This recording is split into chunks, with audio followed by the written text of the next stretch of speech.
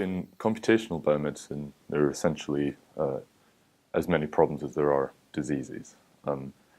If we consider a problem solved when medical professionals regularly or routinely take advice from the results of computer simulations, then most of these problems are definitely not solved. There are two reasons for this. One is that biomedicine is a very high-risk domain. If we have incorrect output from simulations, then patients could die or very serious. So we need this to be very, very accurate. And secondly, corollary to that is that we need these to finish in a reasonable time. If we have a patient who's had a hemorrhagic stroke and we want to advise interventional radiologist on where to place a stent, then obviously we can't wait several weeks because the patient will be dead long before we get the results of that simulation. So life is an inherently multi-scale process, and as with every question, it really depends what it is we're asking as to what scales in length and time scales are relevant to answer that question.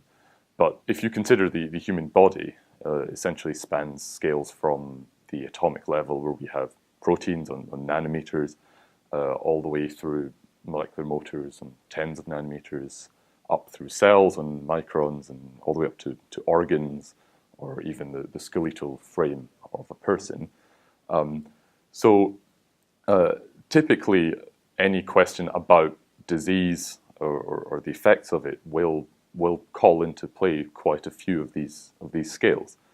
And as a result, we have to have different models, different physical models that handle each of the different relevant length and time scales, and we have to have these models talk to each other to communicate results.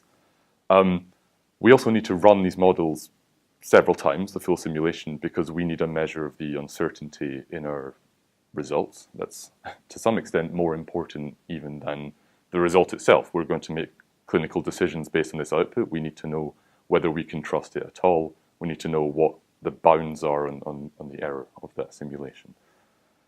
We need high-performance computing because the number of computations for all these different length scales are absolutely enormous.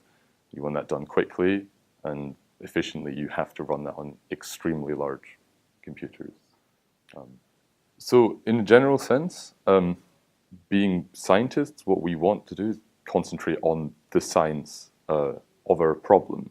And while it's extremely important for the reasons I've discussed to have to consider the technicalities of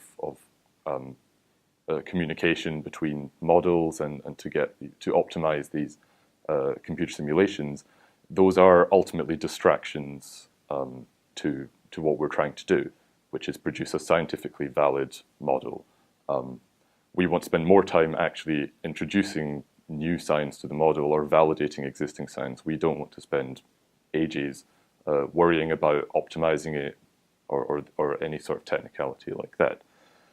And the computational abstractions we're developing as part of ComPat should hopefully take most of these distractions off of our plate and allow us to concentrate on that science.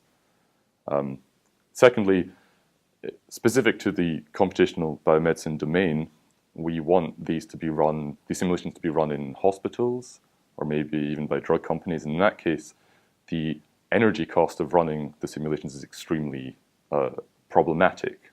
As you can imagine, that high-performance computing is a very expensive